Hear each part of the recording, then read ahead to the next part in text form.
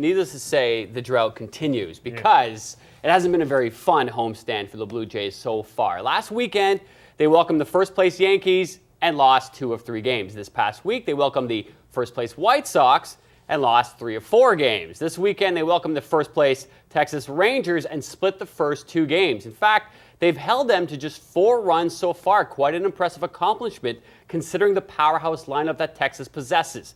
Today, they handed the ball to young Henderson Alvarez, hoping to salvage his homestand by taking at least 1 series win out of 3. Unfortunately, that potent Texas offense, which had gone missing all weekend, promptly returned this afternoon at the Rogers Center.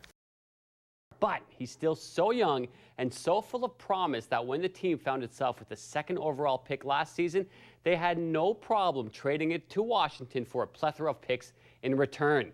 They have full faith in young Sam Bradford. Unfortunately, the fans in St. Louis can't help but notice that Mr. Robert Griffin III is having a pretty phenomenal rookie campaign in Washington. And God bless them, they just can't help but wonder how different things would be if the Rams had kept that pick and drafted the Heisman Trophy winner, which of course means they're mad at Sam Bradford, despite the fact that he had nothing to do with this. It's 14-10 now, 4th quarter, RG3-2.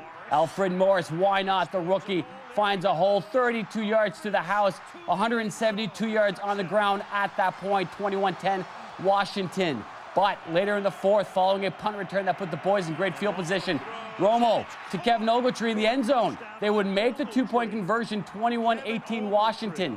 Now with under 3 minutes left, Dallas with the ball, Tony Romo trying to get his team back on top, charging them down the field. However, Tony Romo does what he does best, gets picked off. His 3rd pick of the night, Rob Jackson with the INT. Oh, doctor, the Skins would score, and they win, going to the playoffs as the NFC East champs. Cowboys go home. Absolutely incredible finish in Washington tonight, and that wasn't even the best game of the day. All right, the Ralph, the Panthers, and the Bills pick it up scoreless in the 2nd quarter. E.J. Manuel to Stevie Johnson. That's a solid 19-yard gain. It would lead to this Dan Carpenter 55-yard field goal. Easy peasy, although he had missed one earlier.